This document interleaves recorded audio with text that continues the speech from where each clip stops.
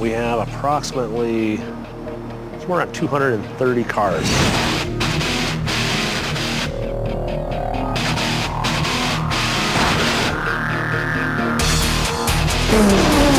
First one I start out with is the Monte Carlo,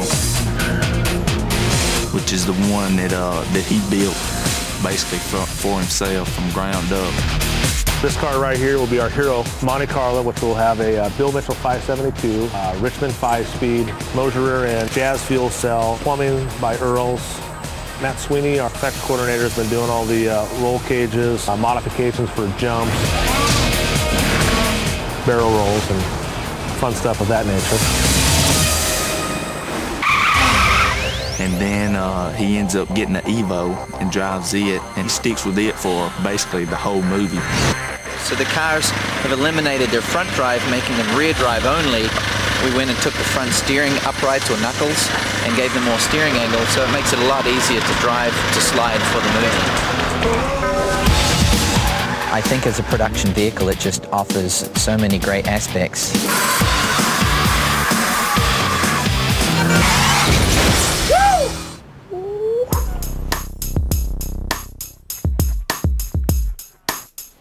Here we are with Twinkie's Hulkmobile. I was a big fan of the old Incredible Hulk show. There was one episode where they finally captured him and he was trying to get out and these fists were popping out. That's always been in my mind. So when we were designing this car, I thought it'd be kind of fun to kind of pay homage to that. We had all the parts built. We had a company, attach all the fists and feed. I'm sure a lot of people haven't really seen nothing like that. The Hulk face on it.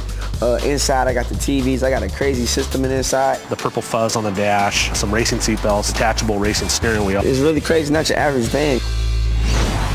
350Z, I thought that would be perfect for kind of DK's gang. To be honest, when I saw the Z, I was like, this is just what I imagined. I really felt that the Z needed to be black. It needed to be very stealth. I didn't know it would be a Z. But I liked the choice. I loved the choice right when I saw it. This 350Z in the movie couldn't just be a car that looked cool and looked fast and looked powerful. It had to be strong and it had to be fast in order to get these shots done in the realistic way that they wanted to achieve. It had about 450 horsepower at the wheels. So clutches were the weak link. We burned up a lot of clutches in that car. I couldn't believe the abuse we put those cars through.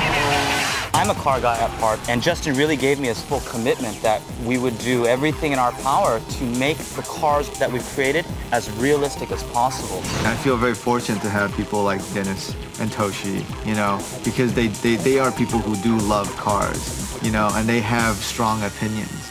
And I love to be able to kind of pick their brain and kind of get a sense, and we would just brainstorm and really talk a lot about character, their background, who they are, and that's how we came up with how these characters would design the car, as opposed to what we think it would be cool to put on screen.